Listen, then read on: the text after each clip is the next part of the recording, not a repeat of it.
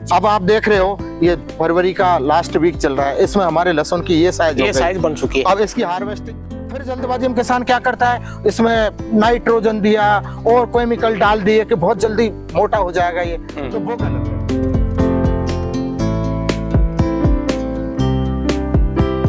देख रहे हो ये पत्तियां थोड़ी व्हाइट ऐसी हो गई जी, तो इसमें थोड़ी जली सी हो गई, तो नाइट्रोजन कमी आई, तो हमने वही जैविक खाद। किसान भाई सोचते हैं कि हम बहुत जल्दी फसल को लें।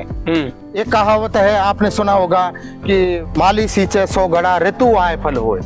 कई किसान भाई बोलते हैं यार इसकी साइज ही नहीं बनती 2 महीने में। तो साइज नहीं बनने का एक बहुत मुख्य कारण वो है कि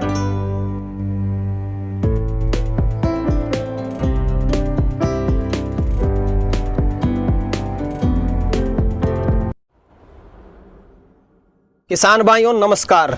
साथियों, आज मैं पहुंचा हुआ हूं सबरी ऑर्गेनिक कृषि एवं डेयरी फार्म पे, जो कि स्थित है राजस्थान के सवाई माधोपुर डिस्ट्रिक्ट में। और यहाँ पे आप देख सकते हैं लहसुन का भाई साहब बहुत ज्यादा मार्केट अभी के टाइम पे, करीब 500 रुपए किलो सेल हो रहा है लहसुन अभी के टाइम पे। और आप देख सकते हैं लहसुन की ये साइज किसान भाई ने बना ली है, 3 महीने की इनकी क्रॉप हुई है अभी तक। तो ये भी अच्छा मार्केट लेंगे मेरे हिसाब से, काफी अच्छा उत्पादन और काफी अच्छा मार्केट ये ले पाएंगे लहसुन की खेती से। तो इनका जो अनुभव है लहसुन की खेती का, पूरा अनुभव आपके साथ में शेयर करने वाले इस वीडियो में। वीडियो को पूरा देखें, वीडियो पसंद आए तो लाइक शेयर करें, और जिन किसान भाइयों ने अभी तक हमारे चैनल को सब्सक्राइब नहीं किया, चैनल को सब्सक्राइब कर दें। तो आइए किसान भाइयों, आज का वीडियो शुरू करते हैं। सर नमस्कार। नमस्कार सर, नमस्ते नमस्ते। सर जी एक बार किसान भाइयों को अपना परिचय बता दें।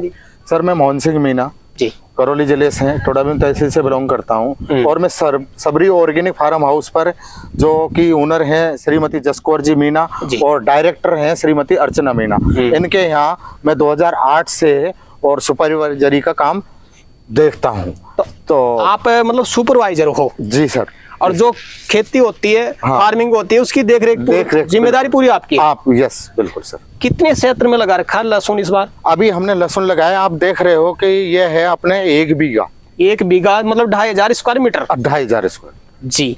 तो सर जी ये जो लहसुन का जो आपका तरीका था, आपका जो मेथड है, पूरा मेथड किसान भाइयों तक शेयर करना चाहेंगे, क्योंकि लहसुन में कई किसान भाई फेल हो जाते हैं मेरे हिसाब से, लहसुन की साइज ही नहीं बना पाते।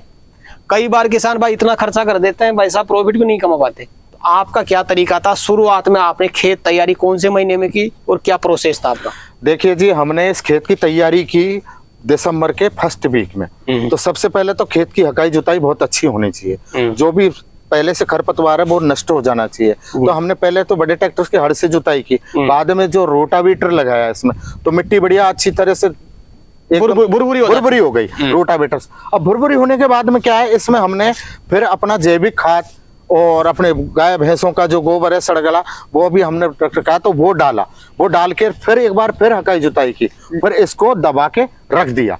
जी जी जी। सर जी थोड़ा जो आपने 2500 स्क्वायर मीटर में जो खाद डाला, कौन कौन सा खाद डाला और किस मात्रा में डाला? सबसे पहले तो हमने जो खाद डाला था, तो वो गाय भैंसों का गड़ा सड़ा जो खाद है, जो अपन अपनी देसी भाषा में रेवड़ा बोलते हैं उसको, उसको इकट्ठा किया, उसमें खाद गड़ गया। वो गले हुए खाद को हमने ये 1 बीघा में मान लीजिए हमने 5 ट्रॉली खाद को डाल दिया। अब हम तो डाल से 5 ट्रॉली, क्योंकि हमारे पास में ज्यादा खाद अवेलेबल है। हमारे पास डेयरी फार्म है जिसमें काऊ जी भी हैं, बफेलो भी हैं और बकरियां भी हैं हमारे पास में। तो अब ये खाद हम तो ज्यादा डालते हैं, लेकिन किसान भाई अगर इसमें 1 बीघा में 1 से 2 ट्रॉली अगर खाद भी डाल दिया तो सफिशिएंट है जी, कोई दिक्कत नहीं। तो सबसे पहले तो हमने गड़ा सड़ा खाद डाला, फिर इसको मिक्स किया जुताई करके, फिर रोटावेटर लगा दिया, प्लेन कर दिया, फिर क्यारे धोरे बना के दिया। और फिर उसके बाद में हमने जो बीज का रोपण किया, तो वो कम से कम 4 इंची 4 बाई 4 इंची के डिस्टेंस पर किया। क्यों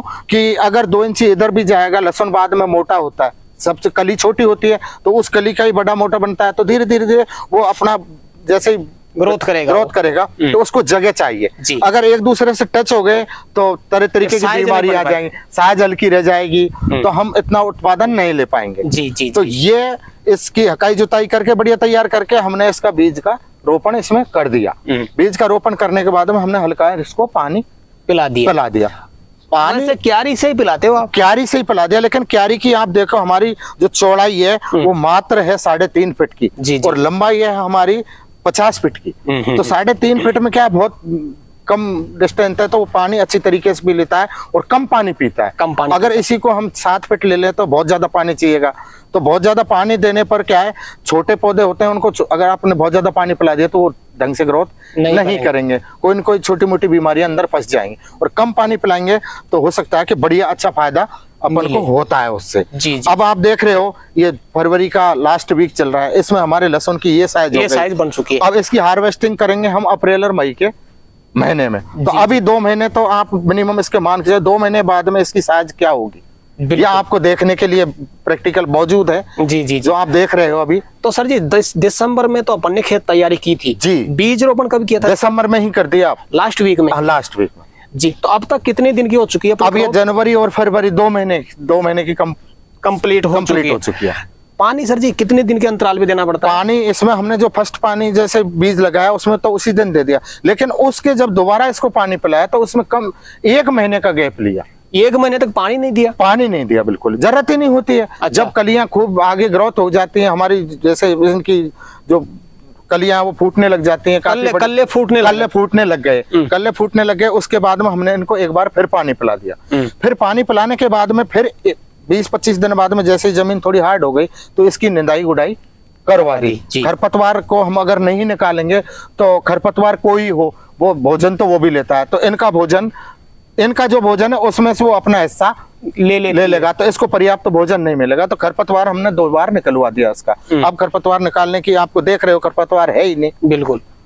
तो सर जी 2 महीने में शुरू में तो अपन ने खाद डाल दिया, उसके बाद में भी कोई खाद डाला हो आपने? नहीं, कोई नहीं डाला हमने। इसमें जैसे हमको लगा कि भाई थोड़ा, आप देख रहे हो ये पत्तियां थोड़ी व्हाइट ऐसी हो गई जी, सिरे इसमें थोड़ी जली सी हो गई, तो नाइट्रोजन कमी आई तो हमने वही जैविक खाद इसमें 1 बीघा में मात्र 1 कुंटल, ऐसे ही जैसे हम बहुत से किसान भाई जो रासायनिक खेती करते हैं तो वो यूरिया छांटते हैं, ऐसे ही हमने उस तरीके से इसमें छाट दिया और वर्मी कंपोस्ट और वो खाद पानी पिला दिया।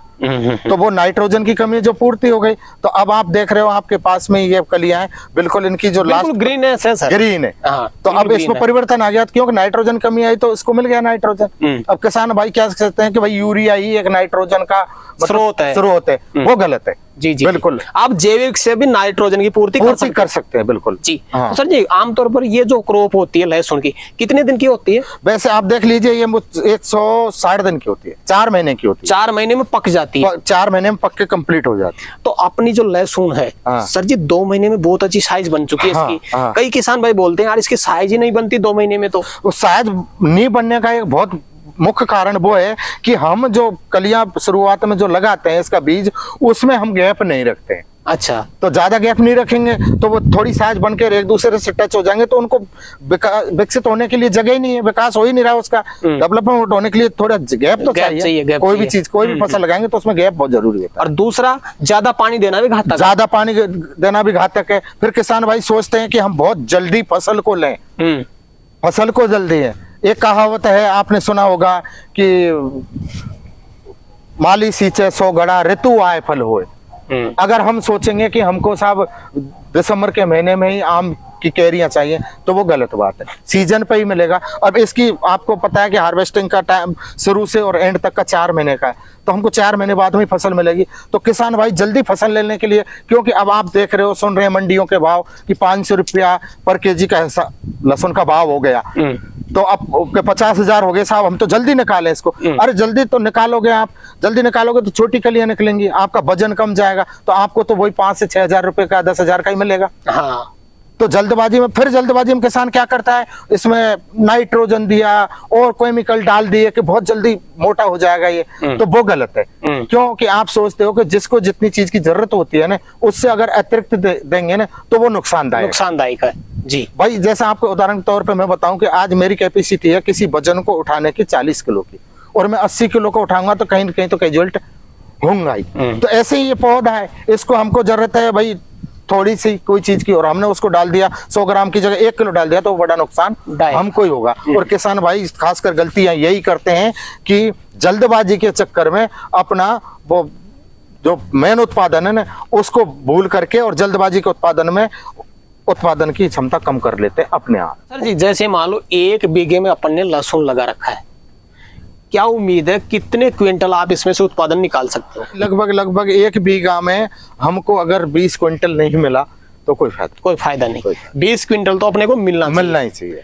और अगर यही मार्केट अपने को मिलता है, हाँ, 500 रुपए केजी, हाँ, कितने का माल होगा एक बीघे में अपना? तो आप देख लीजिए 500 रुपए पर केजी से आप 20 क्विंटल को इंटू कर लीजिए, तो मिनिमम हमारे 1 बीघा में 10 लाख का लहसुन हो गया। अगर ये कॉस्ट हमको मिलेगी तो 1 बीघे से 10 लाख रुपए का कमाई आराम से हो जाएगी, आराम से, अगर ये भाव मिला तो सर जी लहसुन में जैसे किसान भाई क्या कर रहे हैं, जल्दबाजी कर रहे हैं कि यार 500 का भाव कहीं हाथ से ना निकल जाए, हाँ, कच्चे को खोदने लगे। तो अब कच्चा खोदने के बाद में क्या, खुद की मार्केट वैल्यू भी खत्म होती है। भाई हम कच्चे को ले गए, किसी भाई ने खरीद के जाके उसका स्टोरेज कर लिया तो वो तो खराब होना ही है, क्योंकि वो तो पका ही नहीं।